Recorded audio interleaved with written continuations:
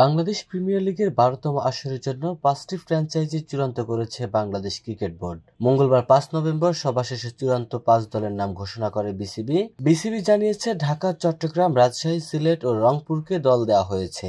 এর মধ্যে ঢাকার পুরনো মালিকানা থাকছে চ্যাম্পিয়ন স্পোর্টস, রংপুরের মালিকানা পেয়েছে টকি স্পোর্টস, রাজশাহীর মালিকানা পেয়েছে নাভিল গ্রুপ, চট্টগ্রামে দেওয়া হয়েছে ট্রায়াঙ্গেল স্পোর্টসকে, সিলেটের মালিকানা পেয়েছে ক্রিকেট উইথ সামি। বিপিএল এর পুরনো ফ্র্যাঞ্চাইজি খুলনা টাইগার্সের মালিকানা প্রতিষ্ঠান মাইন্ড ট্রি এবারও দল নিতে আবেদন করেছিল, কিন্তু শেষ পর্যন্ত তারা দল পায়নি। বরিশাল থেকে দল নিতে আবেদন করেছিল আকাশবাড়ি হলিডেজ, শেষ পর্যন্ত তারও ফ্র্যাঞ্চাইজি পায়নি। বিপিএল এ দল নিতে 11টি ফ্র্যাঞ্চাইজি আবেদন করেছিল, এর মধ্যে 3টি ফ্র্যাঞ্চাইজি বিসিবি দেওয়া শর্ত পূরণ করতে না পারায় বাদ পড়ে যায়। টিকে থাকা 8 প্রতিষ্ঠান থেকে 5টিকে চূড়ান্ত করে বিসিবি। বিপিএল গভর্নিং কাউন্সিলের সদস্য সচিব ইফতিখার রহমান মিঠু সংবাদ সম্মেলনে জানিয়েছেন, শর্ত পূরণ করতে না পারা সাপেক্ষে খেলোয়াড় ড্রাফটের সময় 4টা দল যদিও হয়, তাতেও অবাক হওয়ার কিছুই থাকবে না। এছাড়া 17 নভেম্বর বিপিএল এ প্লেয়ার্স ড্রাফট হবে বলেও জানানো হয়েছে।